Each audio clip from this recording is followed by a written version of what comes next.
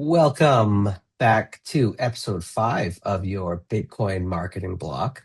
This one is called Aligning the Message to the Audience, which is essentially a quick conversation about relevance and the importance of relevance in marketing, because relevance is what sparks curiosity.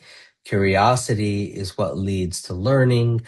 Learning is what leads to adoption. And oftentimes you're not going to have a message that does all three. These things happen in stages. It's why, marketing usually comes in the form of campaigns over time. But really, relevance is that entry point, right? Because if you're not connecting to someone and their current reality and, meeting them where they are, then nothing really happens. You don't earn attention by explaining Bitcoin. You earn it by reflecting, their problem back to them, something that we've talked about in previous episodes.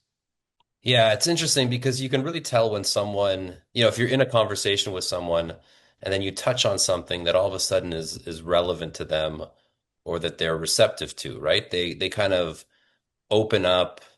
There's a bit of a shift. They want to hear more. And I think we've probably all experienced that in terms of having Bitcoin conversations, but then you can also tell where sometimes you maybe lose the person, right? You start going down a path and suddenly that connection starts to be lost. And that connection comes from curiosity, right? So just think about curiosity as being the bridge to communicating Bitcoin. Like if you've got a good message that creates just enough intrigue, you're going to get someone to lean in. And when they're leaning in, then they're listening. And that's what good marketers do. They're able to get people to lean in, so they have someone that's listening.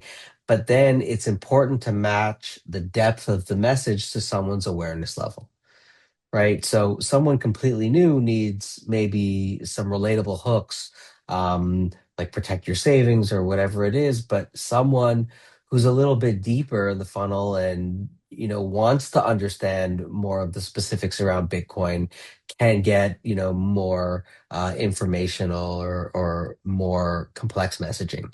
Um, but the key thing to think about is just misalignment at that point. Like once you've gotten someone to lean in and start listening, if you're overloading them, it's going to create confusion, right? So the misalignment of the message is what's going to lose people quickly. Right. Yeah, there's definitely like a sweet spot, right? And I think it almost feels like sometimes you want to ease up just a little bit before you feel like you're landing your point because there's also a lot of power in self-discovery, right? Like if you can actually, it's a classic kind of persuasion technique is to create the context and create the ideas that will lead somebody to sort of connect the dots themselves. And then they come away from it feeling as if this is actually their own idea, not that they've been, persuaded by somebody. Right. And you have an easier time getting to that point if you're translating Bitcoin concepts for someone rather than just transmitting, right? So if you have someone's attention and then you immediately jump into concepts like hash rate and decentralization and supply caps, those concepts might not resonate on their own. If you can translate those things into outcomes that matter to the audience you're speaking to, then that's a good way to kind of maintain that relevance.